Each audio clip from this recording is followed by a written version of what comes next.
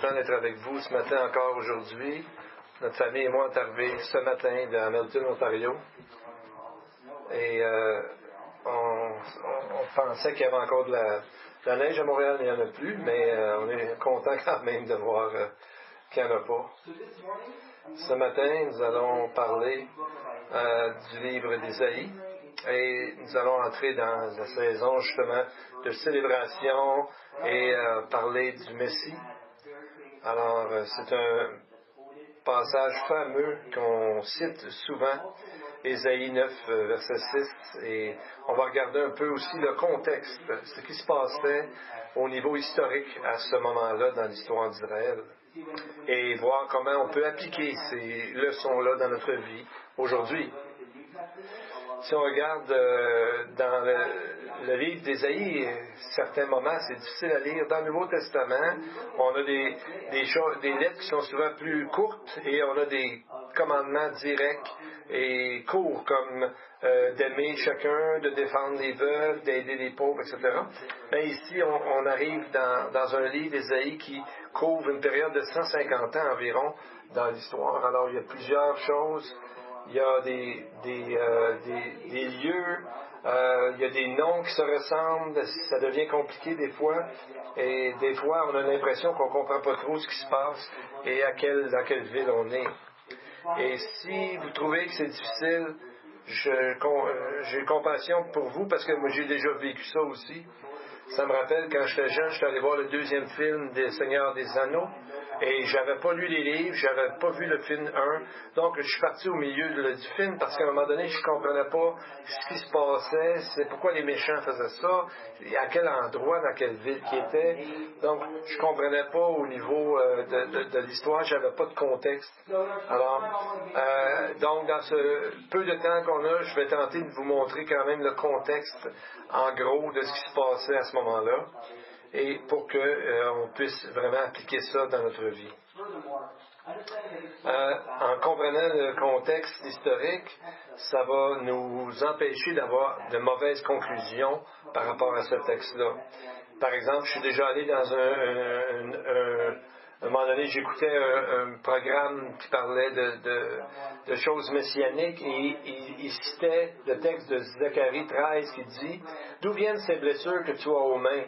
Et la personne répond « C'est dans la maison de ceux qui m'aimaient que je les ai reçus. » Alors il disait que c'était une prophétie messianique, alors que le contexte parle que ces gens-là étaient des faux prophètes. Donc il faut faire attention lorsqu'on lit un texte de vraiment comprendre le contexte pour ne pas dire n'importe quoi.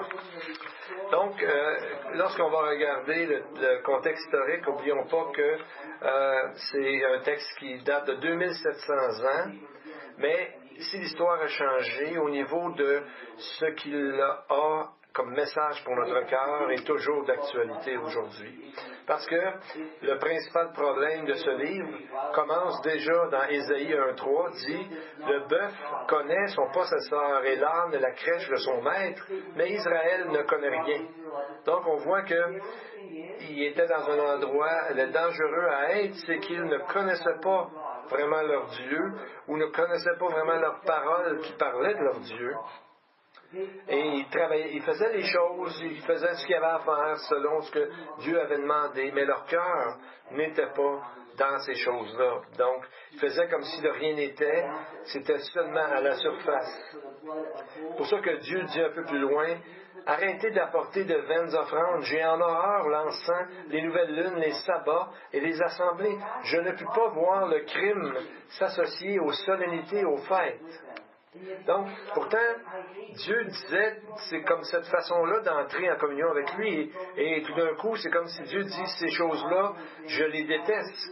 C'est comme si Dieu nous dirait aujourd'hui, j'aime pas vos prières, j'aime pas la manière que vous lisez votre Bible, et même la manière que vous louez le Seigneur. Pourquoi? Parce que en faisant ça, vous ne faites même pas attention aux paroles, vous n'écoutez pas vraiment, vous n'êtes pas vraiment là dans votre cœur. Donc, nous, on peut être comme Israël, malheureusement, on peut faire des choses extérieurement comme si tout fonctionnait, mais notre cœur est éloigné de Dieu, et c'est ce qu'on va voir dans le texte, un danger qui nous guette, tout le monde, pas seulement Israël. le premier symptôme de la complaisance, de penser que Dieu, on peut faire n'importe quoi, le premier symptôme, c'est que nous sommes satisfaits des choses telles qu'elles sont. Le deuxième symptôme, c'est le rejet des choses comme elles devraient être ou comme elles pourraient être. Donc, on n'a pas foi en ça. C'est comme si on dit, tout va bien, j'ai pas besoin de progrès, moi je suis arrivé. Donc ça, c'est de l'orgueil. Il y a un monsieur A.W. Tozer qui a dit que la complaisance est l'ennemi mortel de la croissance spirituelle.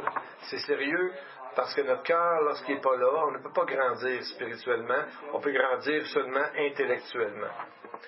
Donc, qu'est-ce qu'on fait avec ce que Dieu nous montre dans sa parole au niveau pratique? Donc, on va voir dans ces textes-là qu'on va étudier que dans Ésaïe 8 et 9, donc, si on regarde dans Ésaïe 8 et 9, on va regarder ces textes et on va mettre les textes sur l'écran en arrière.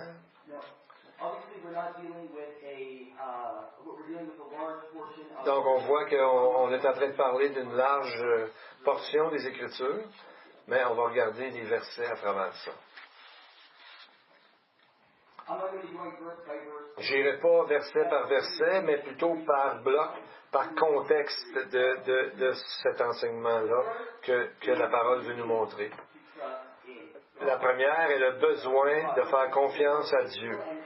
Dans notre texte, Israël et Juda étaient sous un jugement de Dieu parce que aucun des deux n'avait foi en Dieu à ce moment-là de notre histoire. On va voir les ramifications politiques d'Israël et pourquoi il ne faisait pas confiance à Dieu. Le deuxième point qui fait suite à ça, c'est le besoin de connaître les instructions de Dieu. Donc, pour ne pas devenir complaisant avec Dieu, il faut suivre les instructions de Dieu. On ne se réveille pas un matin en disant, ça ne me tente plus de suivre le Seigneur. C'est quelque chose qui nous arrive graduellement. Donc, il faut connaître les instructions de Dieu. Il faut aller dans la parole de Dieu le plus souvent possible. C'est comme un bateau sur l'eau. À un moment donné, si on le laisse aller, il s'éloigne, il s'en va de la bonne direction. Donc, et le troisième point, c'est le besoin d'un roi. On a besoin d'un Messie. À travers les problèmes physiques et spirituels, nous avons toujours la promesse que notre Messie sera là pour nous conduire et nous sortir de nos problèmes spirituels. Bon, on va aller dans le livre maintenant. Je vais juste donner un background du texte. Présentement, à Beth-Ariel, vous étudiez. Tout à coup, j'entends plus rien. Je ne sais pas si quelqu'un peut dire à Brian.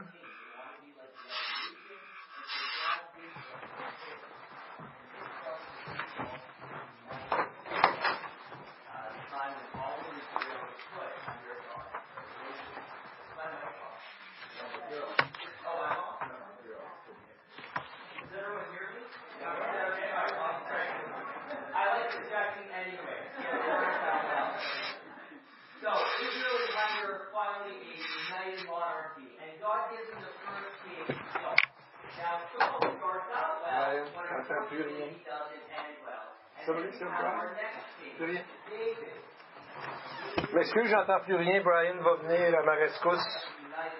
Il est arrivé de quoi avec le son?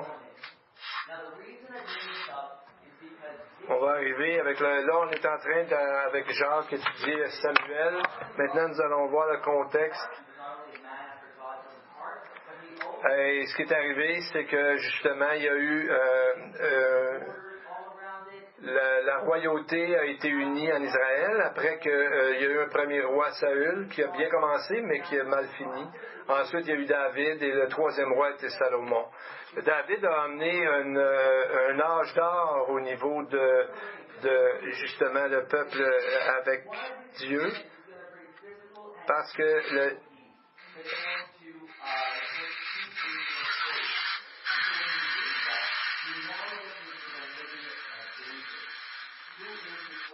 pas capable de rien entendre, je suis désolé. Je n'entends absolument rien. Est-ce que quelqu'un peut voir Brian, s'il vous plaît, aller chercher, qui arrange le son, merci. Je vais essayer de suivre à travers la porte ouverte. Donc, on voit qu'est-ce qui est arrivé dans ce texte-là, finalement. Oh, OK, là, le son est revenu, merci. Oui.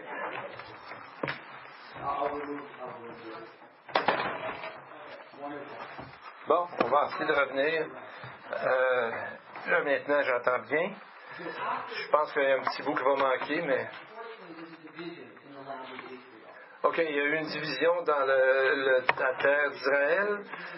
Après que David ait uni le peuple et tout ça, et qui a arrangé les frontières. Ensuite, il y a eu une division aussi à cause des taxes lorsque Salomon régnait. Dès le départ, il y a eu une division dans le territoire d'Israël. Donc, Dieu a fait une alliance avec Juda, avec le roi David, et donc par rapport à la portion qui est au sud. Donc, quand on arrive dans notre passage, les chapitres 8 et 9 d'Ésaïe, l'Empire assyrien est là. On voit sur la carte, l'Empire assyrien est en haut, et ils grandissent en puissance et en domination à travers la région. Et en général, les nations n'aiment pas être dominées, donc ils essayent de se défendre. Et ce qui arrive ici, c'est que la nation de Aram en haut et le roi d'Israël au nord qui disent, tiens, on va travailler ensemble contre les Assyriens qui sont en train de grossir et de grandir et de nous causer des problèmes. Donc ils disent, qu'est-ce qu'on va faire? On va demander à Juda. Et le roi à ce moment-là était Akaz, et il ne veut pas se joindre à eux. On ne sait pas exactement pourquoi, mais il ne veut pas. Il ne veut pas aller avec eux contre les Assyriens. Donc, ce que le Nord fait, Aram, le roi d'Aram et le roi d'Israël, ils disent, OK, ce qu'on va faire, on va nous attaquer Jérusalem. Et on va mettre un étranger là-bas, on va mettre la personne qu'on veut. Alors, c'est là que le passage au niveau historique nous parle de ce moment-là. Et c'est marqué que la maison d'Israël était agitée comme les arbres de la forêt sont agités par le vent. Donc, on voit qu'ils ont commencé à attaquer Juda et même qu'ils réussissaient dans leur entreprise en attaquant Juda. Mais pourtant, Dieu a dit que personne ne va pouvoir enlever Juda de sa place parce que Dieu a fait alliance avec eux. Mais Dieu ne fait pas, Ahaz ne fait pas confiance dans les promesses de Dieu. Donc, qu'est-ce qu'il fait? Il veut faire une alliance avec la Syrie en disant, faisons une alliance. Très mauvaise idée, grosse erreur. Pardon. Au point où nous en sommes dans le texte, ni le nord, ni le sud d'Israël ne fait confiance à Dieu. Donc on voit au verset que d'abord, Dieu envoie Ésaïe parler et il dit n'aie pas peur parce que ils ne réussiront pas dans leur entreprise, mais ensuite il dit que Juda aussi va souffrir de ça et qu'il va lui-même être envahi. Donc, le premier point, c'est vraiment du besoin de faire confiance à Dieu. Le verset 1 dit « Prends une grande tablette et écris dessus d'une manière intelligible. » La grande tablette, ça peut être voir comme un grand morceau de parchemin et encore les lettres dont on parle, c'est des grandes lettres, un peu comme si on avait une grosse pancarte pour que tout le monde puisse lire ce texte. Et aussi, il dit un nom, et on voit au verset 3, quel est ce nom? C'est que le prophète dit, « Je m'étais approché de la prophétesse, elle conçut et elle enfanta un fils. L'Éternel me dit, donne-lui pour nom Maher Shalal Shashbaz. » Vous savez, quand j'ai eu des enfants, j'ai cherché des noms à donner à mes enfants, mais c'était pas un bon nom à donner à quelqu'un, à un enfant. Dans la Bible, on voit souvent des noms donnés pour une importance par rapport à la personnalité de l'enfant ou par rapport à une situation historique. Et dans ce contexte-là, ce mot-là, ce nom-là qu'il a dit de donner à son fils, ça dit rapide à ravager. Donc on parle de vraiment un problème dans le texte, un problème dans le pays. Donc c'est pas une bonne idée d'appeler nos enfants comme ça. Et c'est là qu'on voit au verset 4, il est dit, avant que l'enfant sache dire mon père, ma mère, on emportera devant le roi d'Assyrie les richesses de Damas et le butin de Samarie. Donc cet enfant-là était comme une horloge. C'est comme si je vous disais, avant que mon petit garçon soit capable de dire papa, maman, il va arriver un boom économique à Montréal. Donc, tout le monde regarderait mon enfant, voir quand est-ce qu'il va dire papa, maman, pour savoir quand est-ce que le boom économique va arriver, voyez-vous. Alors, on sait que cet enfant-là, c'est important, la prophétie. Quand il va arriver un jugement, les gens savaient que c'était pour arriver. Et après avoir expliqué qu'est-ce qui va arriver au nord, Dieu nous dit pourquoi. Là, on répète le nom, qu'est-ce qu'il veut dire? Prêt à ravager. C'est comme si nous, on appelait notre enfant l'ennemi est à la porte. Donc, on voit le pourquoi que le jugement va arriver. Au verset 5 à 10, spécifiquement dans les versets 6 et 7, on parle des tribus du Nord, qui dit que parce que ce peuple, autrement dit, le peuple du Nord, a méprisé les eaux de Siloé qui coulent doucement. Les eaux de Siloé qui coulent doucement fait référence à une rivière qui coule à Jérusalem et qui implique, dans le fond, l'image du rejet de Dieu avec une alliance envers le Sud, et ils ont décidé d'attaquer le Sud. Donc, ils ont rejeté ce que la Bible hébraïque leur disait. Ils ont mis leur confiance dans les choses militaires, dans les alliances avec les hommes et non en Dieu. Donc, la condition de leur cœur était pas vers Dieu, mais vers d'autres choses que Dieu. Dieu révèle le cœur du peuple dans Ésaïe 6. Il dit à ce peuple, vous entendrez, vous ne comprendrez pas. Vous verrez, vous ne saisirez pas. Pourquoi? Parce que, je ne sais pas si ça m'est déjà arrivé, on est tellement habitué de rouler à un endroit en auto ou de se promener à pied qu'on reconnaît plus, on ne pense plus ce qu'il y a alentour de nous.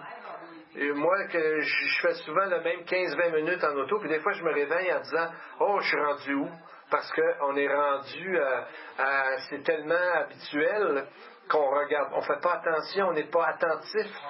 Donc, il est possible de ne pas être attentif à la voix de Dieu qui est en nous, et la voix de Dieu qui parle à travers notre conscience. Donc, c'est pour ça que Jésus lui-même prend ce texte, Matthieu 13, il dit que le cœur de ce peuple est devenu insensible.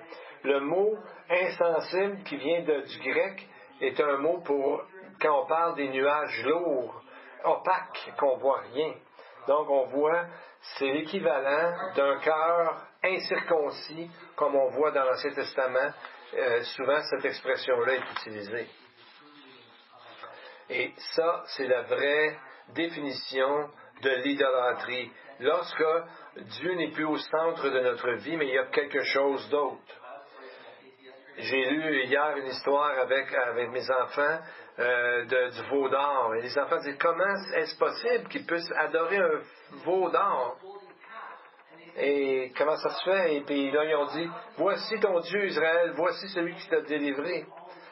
On se demande pourquoi, mais nous, on fait la même chose. C'est juste que c'est différent. On met autre chose à la place de Dieu dans notre cœur.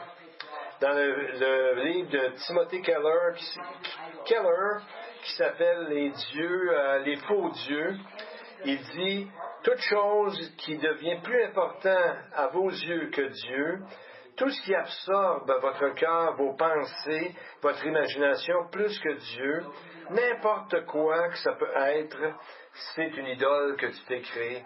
Ça peut être une épouse, ça peut être une épouse qu'on cherche, ça peut être un travail, ça peut même être une bénédiction que Dieu nous a donnée et qu'on reste là-dessus et on est fermé à d'autres bénédictions ou à d'autres changements. Donc Dieu, qu'est-ce que Dieu va faire quand on est rendu si loin avec notre cœur qui n'écoute plus Dieu, qui a remplacé Dieu par autre chose? Dieu va apporter un jugement. Il dit au verset 8, « L'Assyrie pénétrera dans Juda, il débordera et il inondera, il atteindra jusqu'au cou. » En voulant dire, il va tout prendre ce qu'il y a là. Et une fois, il a demandé à Akaz, demande quelque chose à Dieu. Il dit, oh non, moi j'ose pas demander rien à Dieu. Mais pourtant, il a aussi sacrifié son fils au dieu Moloch, à un dieu qu'on sacrifiait des enfants. Donc, on voit où est son cœur. On voit, au verset 12 à 14, c'est l'Éternel des armées que vous devez sanctifier. C'est lui que vous devez craindre et écouter, et il sera un sanctuaire. Qu'est-ce que ça veut dire de voir Dieu comme étant très saint, ou comme la Bible nous dit d'être saint comme Dieu est saint? C'est quoi la sainteté de Dieu? Lorsqu'on parle de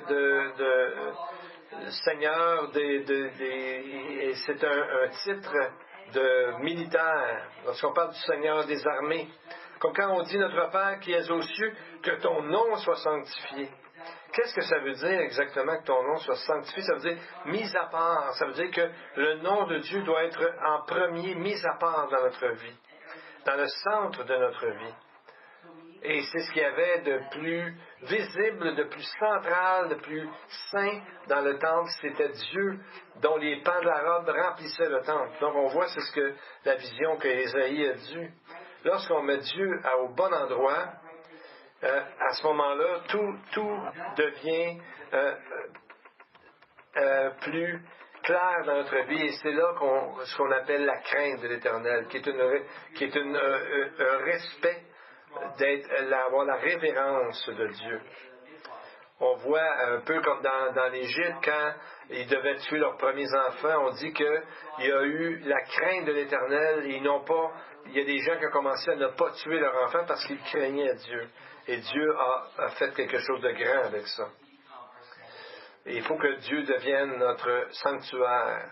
Et il faut que Dieu ait la place prépondérante, centrale dans notre vie. Donc, si on devient indifférent à la parole de Dieu, ça veut dire qu'on a perdu notre respect et notre crainte de l'Éternel. Comment nous pouvons garder cette crainte de Dieu, ce respect de Dieu?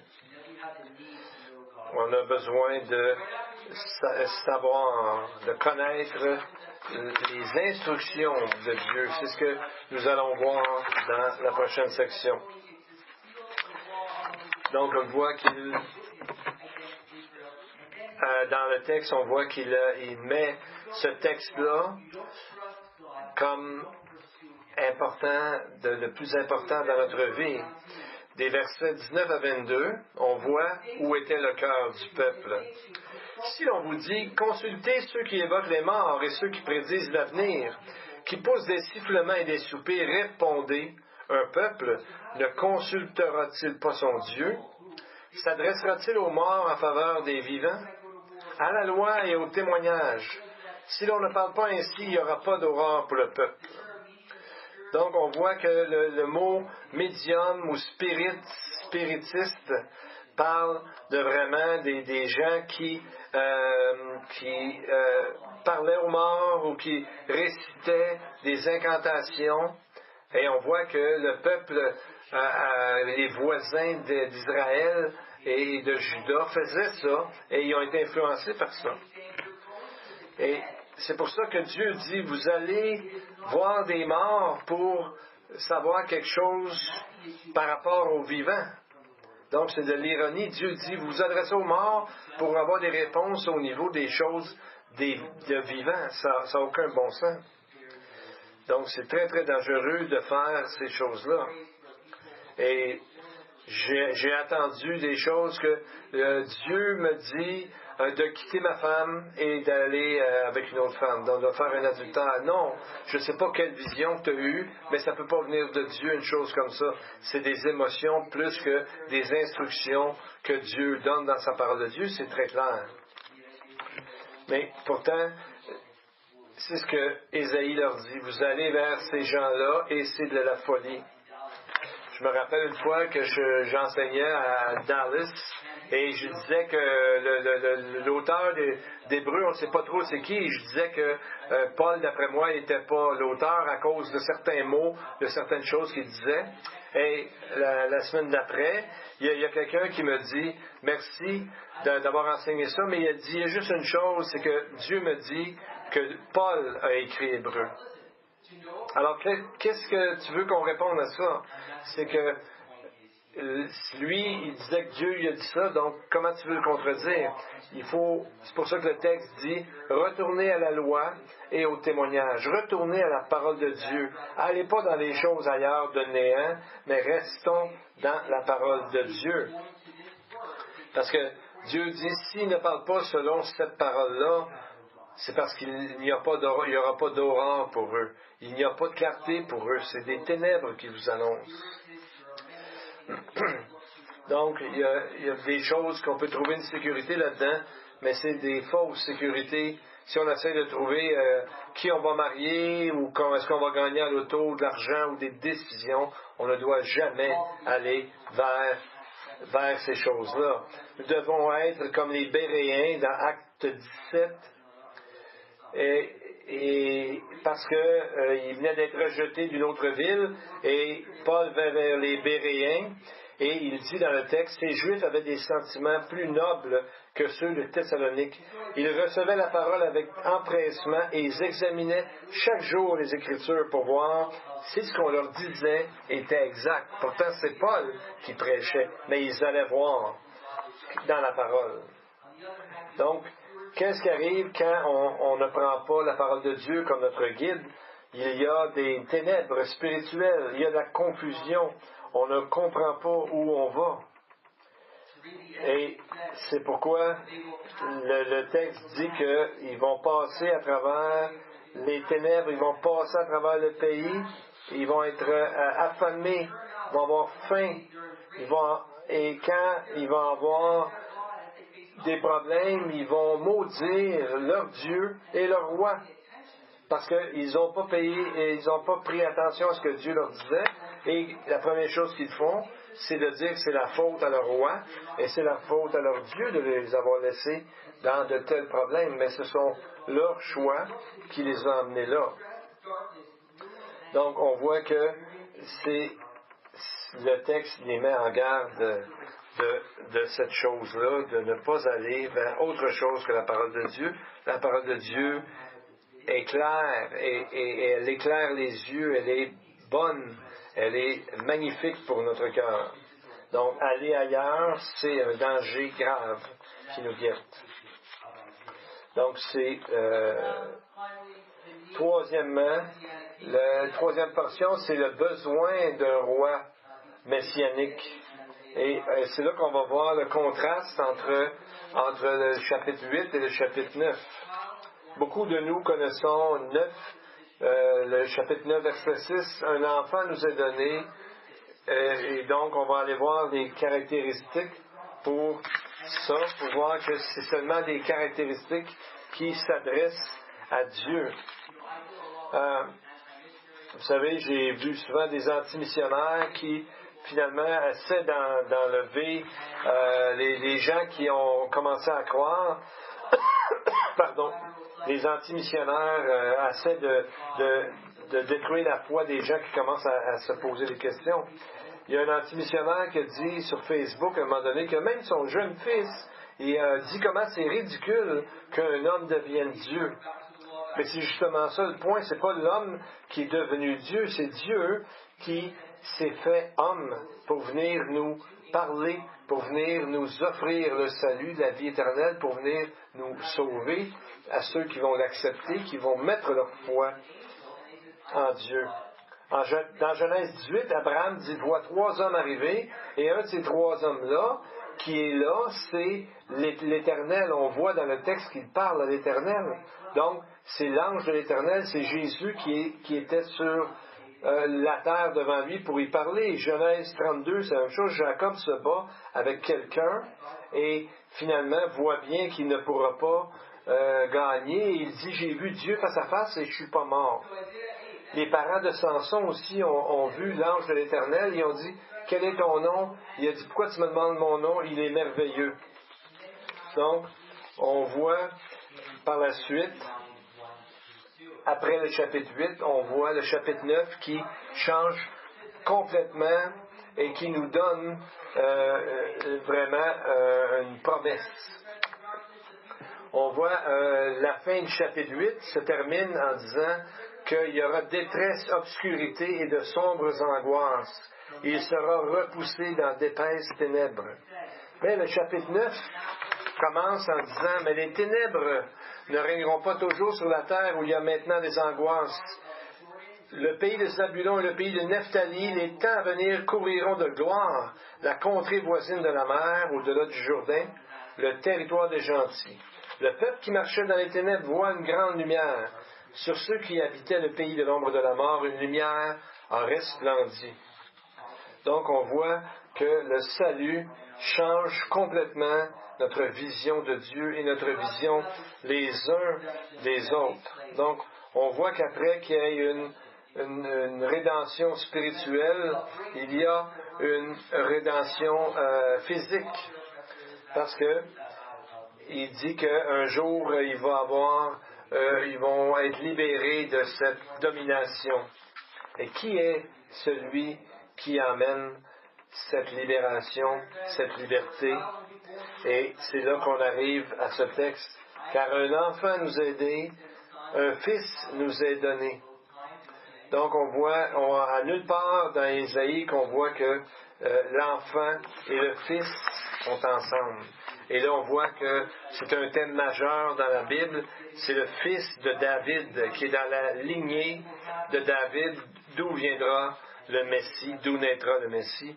Nous avons ça dans les généalogies de Matthieu et de Luc. Donc, on voit dans ces noms-là, qu'on voit souvent que le nom de Dieu est inclus dans les livres. Par exemple, dans les noms. Donc, on voit qu'on l'appellera admirable. Et on voit que le nom d'Ésaïe aussi veut dire, le salut de Dieu. Et par exemple, si on prend le nom de Salomon, il était appelé Jédédia, qui veut dire aimé de la part de Dieu. Donc on voit que par ces noms-là qu'on voit, c'est un enfant vraiment spécial. C'est ce que le texte veut nous démontrer. L'autre caractéristique, c'est qu'il est dit, on l'appellera admirable. Donc on voit que ce admirable, c'est dans le même texte qu'on voit dans Juge 13, le père de Samson. Manoah dit à l'ange de l'Éternel, quel est ton nom? Afin que nous rendions gloire quand ta parole s'accomplira. L'ange de l'Éternel lui répondit, pourquoi demandes-tu mon nom? Il est merveilleux. À la fin, Manoah dit à sa femme, nous allons mourir car nous avons vu Dieu, et on sait qu'ils ne sont pas morts. Donc c'est la seule fois aussi qu'on voit que le nom est appelé merveilleux, et il est attribué à Dieu. Conseiller veut dire de planifier, de donner son avis. Donc, contrairement aux rois qui étaient méchants et qui étaient des mauvais rois, ce roi sera un guide spirituel parfait, merveilleux. Et on voit dans un autre texte, un autre nom, Ésaïe 28-29, l'Éternel des armées, admirable est son conseil. Donc on voit le mot admirable qui est là aussi. Et c'est ce que Jésus a dit dans le texte dans le Nouveau Testament qui dit avant qu'Abraham fût, je suis. Donc c'est c'est ce que Jésus leur dit à ce moment-là. Et Dieu puissant. Donc, on voit ici, c'est que ça veut dire Dieu est puissant. Et c'est comme quand Dieu dit dans Ésaïe 10, un peu plus loin, un reste retournera à notre Dieu puissant. Donc, on voit que Dieu était là depuis toujours. C'est pour ça qu'on dit que c'est le Père de l'éternité, que c'est un Dieu éternel. Et on voit, finalement, le dernier, c'est le Prince de paix. Il y a peut-être des gens qui vont dire, ah ben non, Jésus, si Jésus était le Messie juif, où est la paix qui est supposée arriver? C'est que le point, c'est que seulement la moitié de l'histoire. Oui, Jésus va amener une paix totale, mais il est d'abord venu comme un serviteur souffrant pour mourir, pour régler le problème, et cet accomplissement a eu lieu dans sa première venue, et l'autre accomplissement, la paix totale, physique et partout, aura lieu à sa deuxième venue. Donc, lorsque nous regardons tout ça, il y a beaucoup d'informations avec le contexte historique du passé. Et si on regarde rapidement, le premier, c'est le besoin d'avoir foi en Dieu et non pas de croire à d'autres choses, d'autres personnes. Donc, l'idée d'Ésaïe, du texte, c'est de mettre ces choses-là en perspective. C'est que Dieu doit être adoré en premier. Toute autre chose est une idole. Il faut connaître Dieu. C'est le plus important. Et justement, le deuxième point et découle de celui-là, c'est qu'il faut connaître les instructions de Dieu. Je ne suis pas contre les livres pour nous aider à lire la Bible, mais il n'y a rien de mieux que de lire la Bible directement. Et les instructions de Dieu sont là. Et c'est pour ça que Dieu dit dans le texte à la loi et au témoignage. Pour connaître Dieu, rien de mieux que sa parole directement. Et troisièmement, quelle est la clé? Comment nous pouvons-nous faire ça? C'est à travers le roi, à travers Jésus, à travers justement une relation, une communion avec Jésus. Et si on a ça aujourd'hui, ça va bien aller dans notre vie personnelle, notre vie spirituelle. Si on se retrouve aujourd'hui dans un moment où on n'est pas satisfait, ou encore on se trouve très satisfait, on se pense que ça va bien. Pas besoin de progresser, pas besoin de changer. Il y a peut-être quelque chose qui ne va pas bien. Il faudra aller voir. Et pour citer Ésaïe, à la loi et au témoignage. Retournons à la loi, retournons à la parole de Dieu, et ça va bien aller dans notre vie. Prions. Father, thank you, Lord, for the testimony that we do have, the witness of who you are and what you've done in history. And thank you, Lord, for what you've done personally in our lives.